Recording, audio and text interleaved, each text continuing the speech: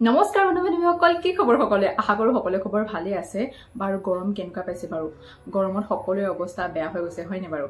আৰু এইকেইদিন ইমান বেছিকৈ কমেন্ট আহিছে বা ইমান গৰম হৈছে আৰু গৰমৰ বাবে আমাৰ চুলিখিনি আধাতে ছিগি পৰিছে, চুলিখিনি সৰিছে, কি কৰিম? সকলোকে উপায় লাগে। আজি সেই কাৰণে ভাবি গুনি এটা সহজ উপায় আপোনালোকৰ ওচৰলৈ লৈ আহিছো, যেটো উপায় মই এনেকুৱা কিছুমান ঘৰুৱা বস্তু ব্যৱহাৰ কৰিছো। এই ঘৰুৱা বস্তুখিনি সকলোৰে ওচৰতে এভেইলেবল হয়। তেনেহলে ঘৰুৱা উপায়টো কি বলক চাই লওঁ। আজি ঘৰুৱা উপায়টো বনাবৰ কাৰণে মই যিকেইটা উপকৰণ ব্যৱহাৰ কৰিছো, এই উপকৰণ কেইটা যে আমাৰ চুলিৰ কাৰণে ৰামবাণ বুলি ক'ব পাৰি। আপোনালোকে দেখা পাইছে মই লৈছো ৰঙা জবা ফুলৰ পাত, এইফালে লৈছো মই নৰসিংহৰ পাত, আৰু এয়া নিম পাত, এয়া লৈছো মই জেতুকাৰ পাত কেইটামান, আৰু এয়া এল'ভেৰাৰ পাত। এই গোটেইখিনি এতিয়া মই ভালদৰে ধুই লৈছো।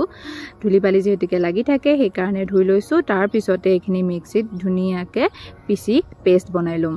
গৰম দিনত চুলিৰ লগত জড়িত সমস্যা প্ৰায় দেখিবলৈ পোৱা যায়। যেহেতুকে গৰম দিনত আমাৰ চুলিৰ গুৰিখিনি ঘামি থাকে, সেইকাৰণে যদি সঘনাই চুলিখিনি ধুই থকা নহয় তেতিয়া আমাৰ চুলিৰ গুৰিখিনি দুৰ্বল হৈ যায়, যাৰ ফলত চুলিখিনি সৰে, চুলিখিনি আধাতে ছিগিবলৈ ধৰে, চুলিখিনি খুব বেছিকৈ ৰাফ হৈ পৰে, আনমেনেজেবল হৈ পৰে হয়নে বাৰু?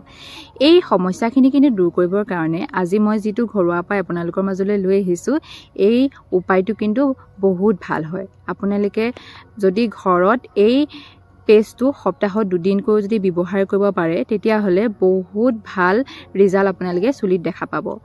আজি ঘৰুৱা উপায়টো বনাবৰ কাৰণে মই যিকেইটা কিন্তু উপকৰণ ব্যৱহাৰ কৰিছো, এই গোটেইকেইটাই আমাৰ চুলিখিনি গুৰিৰ পৰাই ষ্ট্ৰং কৰিব।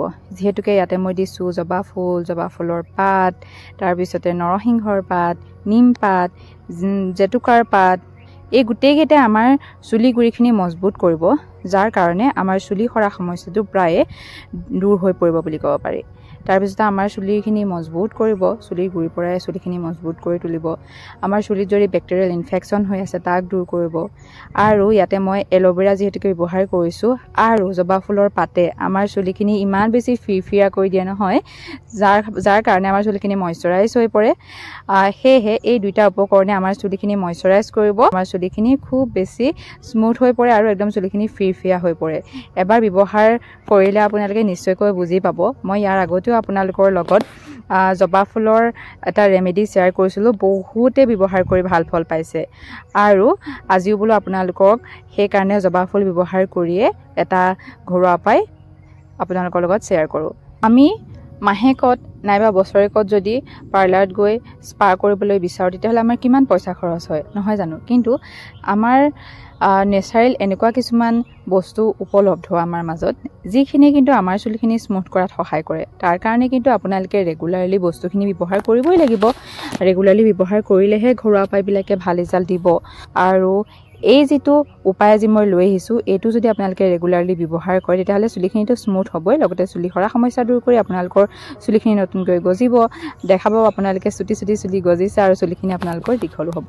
এয়া চুলিত মোৰ হেয়াৰ পেকটো লগোৱা হৈ গৈছে। এতিয়া মই হেয়াৰ পেকটো চুলিত প্ৰায় 1-2 ঘণ্টাৰ কাৰণে লগাই ৰাখিম। যিহেতুকে নেচাৰেল ৰেমেডি ব্যৱহাৰ কৰিছোঁ, ইয়াত কোনো ধৰণৰ ছাইড এফেক্ট নাই, আমি যিমান দেৰি লগাব পাৰোঁ ভালেই হয়।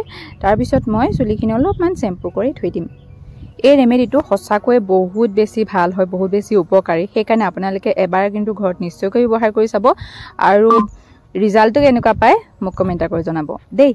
বন্ধু-বান্ধৱীসকল, আশা ৰাখিলোঁ এই ভিডিঅ'টো আপোনালোকৰ কাৰণে অকণমান হ'লেও সহায়ক হ'ব, আৰু এই ৰেমেডিটো আপোনালোকে ইউজ কৰি ভাল ফল পাব পাৰিব। দেখিছে নহয় গৰমত ঘামি জামি একদম ভিডিঅ' বনাই আছোঁ। সেয়েহে যদি ভিডিঅ'টো হেল্পফুল যেন লাগে তেতিয়াহ'লে এটা লাইক কিন্তু নিশ্চয়কৈ কৰি দিব, আৰু যদি চেনেলটো এতিয়ালৈকে ছাবস্ক্ৰাইব কৰা নাই ছাবস্ক্ৰাইব কৰি ল'ব।